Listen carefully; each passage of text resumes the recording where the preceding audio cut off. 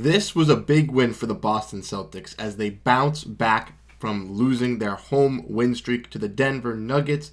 They get a nice road victory versus the Houston Rockets, 116-107, led by Kristaps, Porzingis, and Derrick White. We also had some great bench performances from Payton, Pritchard, and Oshae Brissett, and Luke Kornet as well tonight. They'll be breaking down in this post-game analysis, looking at the stats as well. Welcome back to Celtics Digest. I'm Bruce Veliz. But before we dive into this Boston Celtics content, I would like to say that roughly right around 80% of our viewers are not subscribed, and we'd greatly appreciate it if you guys hit that big old red subscribe button and join the Celtics Digest family.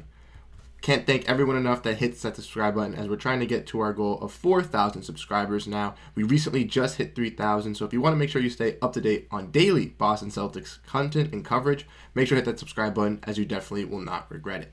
But let's dive into this post-game breakdown and analysis as the Celtics bounce back tonight, like I mentioned, 116-107 on the road in Houston. And the Celtics will have a tough schedule this week as they take on Houston tonight. They take on the Mavericks tomorrow in a back-to-back. And then they'll be taking on the Miami Heat on Thursday on TNT. And then they'll be taking on the Clippers on Saturday. So it's going to be a tough week for the Boston Celtics. Probably no Kristaps Porzingis tonight. To probably on the back-to-back to rest him for Thursday. There was no Al Horford tonight for a rest for tomorrow night, and no Jrue Holiday for the Boston Celtics.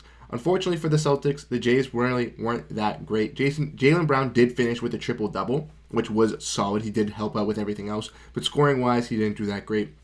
Jayson Tatum didn't have the greatest game as well. Had some big shots and had some, runs where he led, but wasn't the most consistent. Kristaps Porzingis and Derrick White definitely led this game for the Boston Celtics. If we want to look at the stats, let me know your guys' thoughts and opinions as well for this game breakdown in the comment section down below. If we want to look at the stats, Celtics shooting right around where the Rockets shot, right around 43%. Celtics shot 36% from 3 compared to the Rockets' 28%. Celtics shot better from free throw tonight, 72% compared to the Rockets, which is always a plus. And the Celtics also out-rebounded the Rockets 56-49 with 17 offensive rebounds compared to their 11. The Celtics also had a lot of second chance points, which helped them get this victory tonight. 31 assists compared to the Rockets' 26 assists, and 12 blocks compared to their 3 was also effective, as the Celtics had great rim protection tonight as well. Celtics finished with 10 steals, 1 more than the Rockets' 9, and 1 more turnover with 16-15.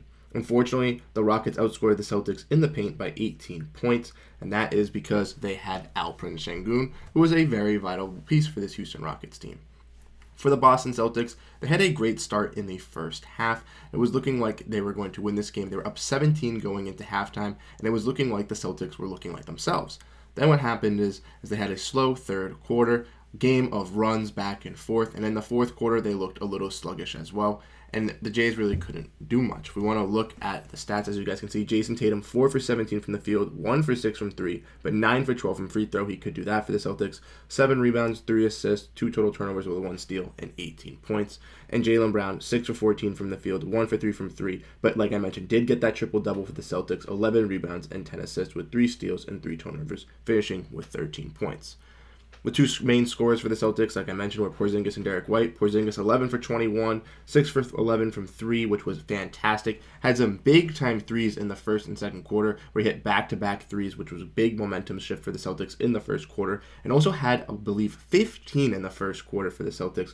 Finished with 32, 6 rebounds, 1 assist, 1 steal, and 5 total blocks for the Boston Celtics. Derrick White doing what he does as well, 9 for 19 from the field, 3 for 8 from 3, with 11 total rebounds, 3 assists, and 21 total points with 2 blocks. 11 rebounds is Derrick White's career high in rebounds as well. Sam Hauser, unfortunately, when he starts for the Boston Celtics, when he gets these calls up, doesn't do the greatest for the Boston Celtics. Did not have a great shooting night. 3 for 12 from the field, 3 for 12 from 3, but 7 rebounds and 6 total assists with 1 steal and 1 block will help out on the defensive side of the ball and helping out with the intangibles, which is something that you like to see. Fortunately, his shot just was not going down, and he was getting a lot of opportunities. But Oshae Brissett brought some nice energy off this bench. 3 for 5 from the field, 0 for 2 from 3, but 2 total rebounds and 3 assists with 1 block. And Luke Kornet was looking fantastic at the backup center for the Celtics. 4 for 4 from the field, shooting 100% with 9 total rebounds and 1 assist, 1 steal, and 3 total blocks for the Boston Celtics. He was looking solid defensively as well, and was looking like he could be a nice backup center for this team in the future, and that might be what the Celtics might look to do. Neemias got a little bit of run, but unfortunately got a little bit of in foul trouble, so the Celtics took him out, and since Luke Kornet was dominating down low and looking like a good piece for the Boston Celtics tonight playing against Alperen Sengun, they decided to roll with Luke Kornet.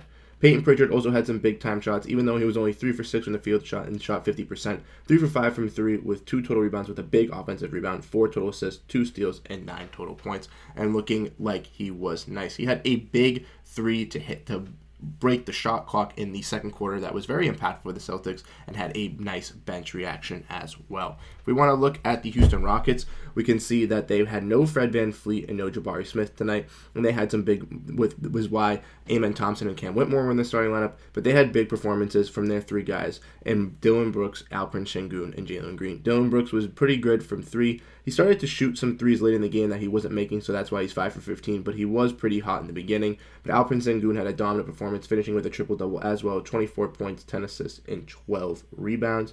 Jaylen Green, 7 for 18. He was shooting a little bit better, finished with 16 points. Dillon Brooks had 25. Aaron Holiday had 12. And Amen Thompson had 15. So the Boston Celtics get this successful dub late in the game, basically because this game was back and forth at the end as well. Houston Rockets were just keep fighting, but the Celtics were hitting some big-time shots. Luckily, Kristaps Porzingis played fantastic, and Derrick White did the same for the Celtics tonight, like we mentioned. Unfortunately, no Jrue Holiday and no Al Horford, but the Celtics did have a fantastic game. The main difference maker for me in tonight's game was Luke Kornet for the Boston Celtics. As you guys can see, and as I mentioned, he had an impactful game for the Celtics. 8 points, 9 total rebounds, 1 assist, 1 steal, and 3 blocks. Kind of turned up for the Boston Celtics bench. I want to know your guys' impactful player from the bench unit tonight from the Boston Celtics. As the Celtics had a great game from, some supporting guys. Jaylen Brown and Jayson Tatum helped out with some other stats, but not the greatest shooting nights for them. Celtics will need those guys to take on the Dallas Mavericks in tomorrow night's game. They'll probably be without Kristaps Porzingis, so it was good that they ran the ball through Kristaps Porzingis tonight. Let him get some action in tonight's game because that's what is impactful for them, and it was a nice matchup versus Alperen Sengun. Tomorrow night, the Celtics will be taking on Luka Doncic. Kyrie Irving will be a nice little revenge game versus Kyrie Irving, so we'll have to see how Jayson Tatum and Jaylen Brown play against that. But yes, the Boston Celtics get a fantastic victory in a bounce-back win versus the Houston Rockets, 116-107, and the Celtics are up 2-0 in their series versus the Houston Rockets. They beat them at home, and now they beat them on the road, which is fantastic for the Boston Celtics to see, as we are still atop of this Eastern Conference. But let me know your guys' thoughts, opinions of today's reaction in this game as the Celtics also gear up to take on the Mavericks tomorrow. But thank you guys so much, and I'm Bruce Velez. I'll catch you guys in the next video. Peace out.